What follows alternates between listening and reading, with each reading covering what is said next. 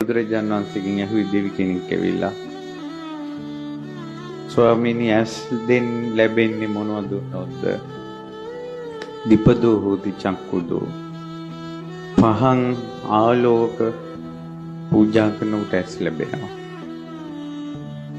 ලස්සන ලැබෙන්නේ මොනවද දුන්නොත්ද? වස්ත්‍ර දුන්නොත් ලස්සන ලැබෙනවා. ඊට පස්සේ හුවා සැපේ ලැබෙන්නේ මොනවද දුන්නොත්ද? යාන වාහන දුන්නොත් සැපේ ලැබෙනවා. බලය ලැබෙන්නේ මොනවද දුන්නොත්ද? ආහාර දුන්නොත් බලය ලැබෙනවා.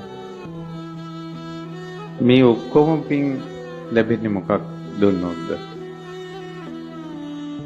නිවහන දුන්නොත්. සියලු ආනිසංස එකවර ලැබෙනවා.